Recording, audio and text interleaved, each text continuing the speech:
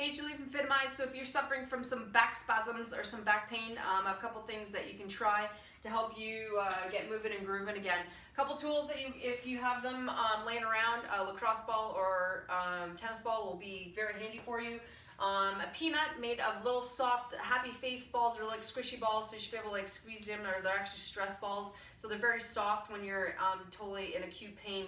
This is we'll put some pressure right on that SI to help you give some release. And then obviously my absolute favorite toy, the MB5 ball. So if you don't have any of these, then I'll show you a couple exercises that you can do to try to calm things down to help you get, like I said, moving and grooving, okay? So the big thing with the SI, what's going on with back spasms is that usually your QL, there's a muscle right here that gets locked up from tight hip flexors, so you're stuck in, usually you're stuck in this position.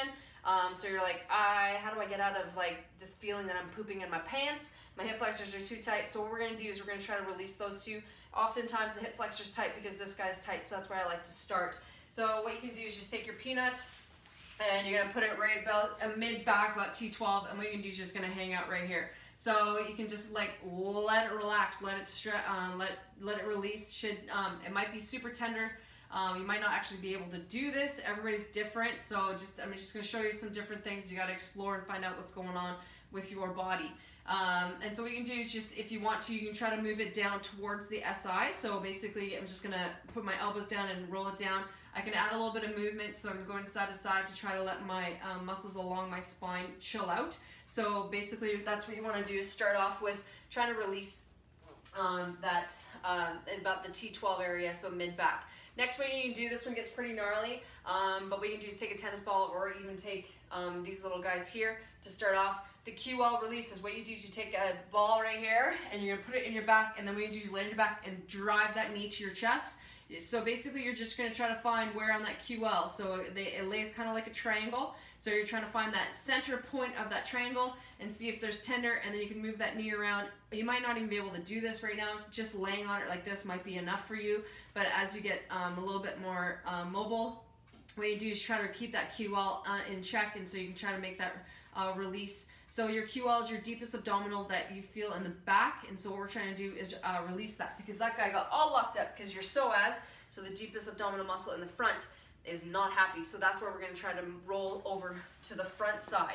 So what you do is we're going to go right into the psoas. You can actually grab, if you have a wooden spoon or something like that, it's probably actually easiest to grab, but I don't have one handy. I do have one, but if you do, what you're going to do is you're going to find that spot right above. So here's your hip flexor down here, but right up here, so here's my belly button right here. So I'm going to come over to the side and then down. There's going to be a very tender spot in there. That's typically what is what's causing a lot of that tightness. Okay, so we're going to try to release that. So what you do is just lay on your back like so, take that wooden spoon and try to dig around and see if there's a tender spot. If there is there, hang out there for about 30 to 60 seconds, if not more. Give it some time to just chill. That's what you got to do now. Like, you've pushed yourself too far, so you got to give it some time to relax. All right, otherwise what you can do is take that ball and you're going to lay on your belly. You can put it on a yoga block if you'd like. This but I don't actually recommend that, because if you are in spasm, what you're going to do is just lay on the ground and try to put it right in that psoas and put some pressure on there. It's a little bit harder to reach with the ball, but if you have the ability to do that, then go ahead and do so. Then what you're going to do is you're going to move it down into your hip flexor, okay? So what you're going to do is just lay. So I started right here at the top of my psoas, and what I'm going to do is I'm going to roll down to my hip bone, and then just below my hip bone, I'm going to hang out there for a little bit. Again, just let it release, let it chill. Then what I'm going to do is I'm going to roll down a little bit more, just the top part of my quad here. That's going to be tight as well. And I'm going to roll down about halfway, a quarter of the way down to my thigh and my quad. So I'm going to try to release that, and then I'm going to go slightly to the outside and then slightly to the inside. And then finish off with going just below the knee, okay, or just to the inside of the knee here. Okay, so we start the psoas, go right to the bone. Go to about a little way, a couple rolls down there. Then I'm going to go mid-thigh and then go out and in a little bit here. And then we're going to come back down right to the inner thigh. Okay, so you want to release that along the hip flexor so that you don't feel like you're stuck in this crappy posture. So let's say you don't have any of those tools. You're like, Julie, what am I going to do? I have a lot of pain and I want to get out of it. So what we're going to do, one of the best exercises you can do is called the push-pull isometric. So what you do, it actually feels good when you do this with an SI. Usually most people feel very, very good like this, and then as soon as they extend, they're like, ah! Nope, don't like it.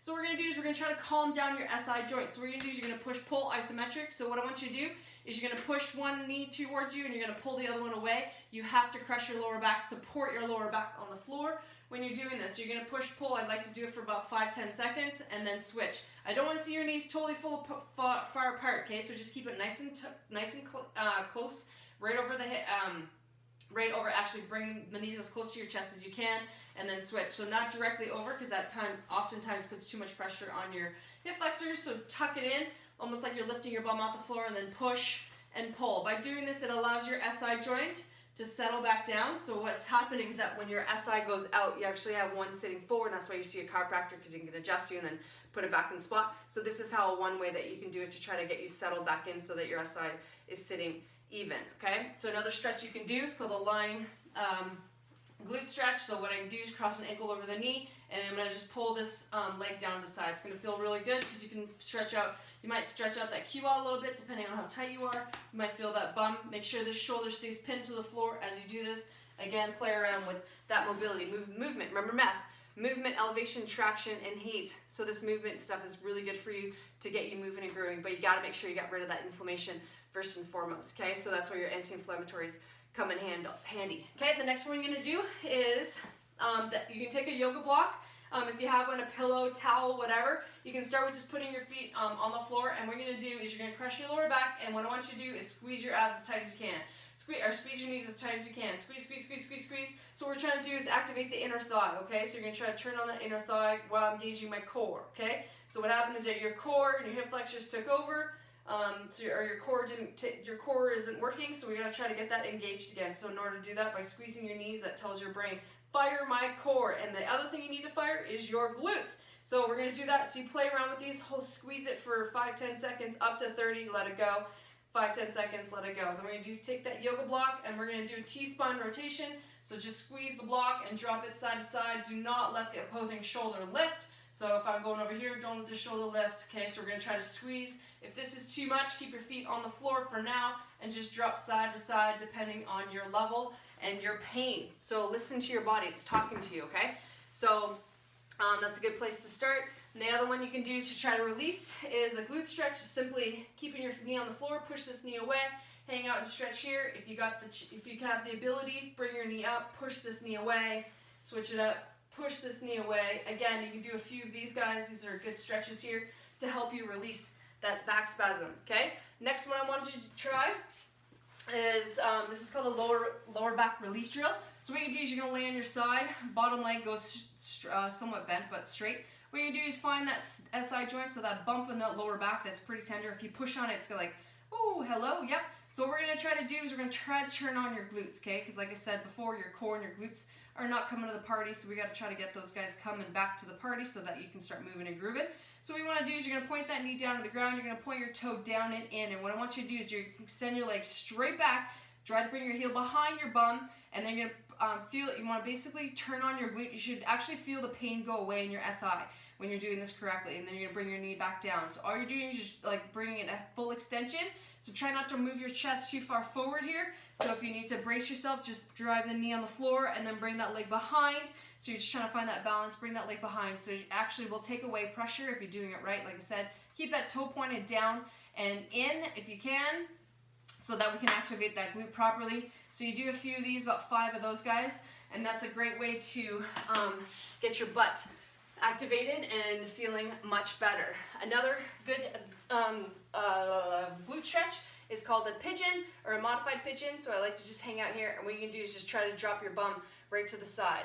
Again, you go to your level. If this is too advanced, these are all great exercises to help prevent the next back spasm from coming along, but this is just a good way to help you release, or just hanging out in this position, and then you can walk forward as well to stretch out that hip flexor and that glute. So you're just going to go back and forth, okay? So those are good stretches. The last one basically is just if you want to try to focus on trying to stretch out the hip flexors. I like to do a few TikToks, or I like to call the 4 core. So what you do is just going to stretch out, just drop your knees side to side into 90-90 position. And then what you're going to do is you're going to try to come down and you're going to try to stretch out this QL. So this is a much more advanced one. I wouldn't do it right now as you, if you're inflamed. So what you're going to do It will help you in time. This is a great warm-up exercise before any of your workouts. But essentially, you're just going to come around here. You can also swing it around across your face this way, just dropping the knees to the floor, swinging around here. So what you're trying to do is release your QL. There are certain QL stretches that you can do, like a doorway stretch, but I'll put that on another video. If you have any questions or anything like that, please let me know. But have a good one. Hopefully you're feeling some relief sooner than later. Thanks, and have a great day.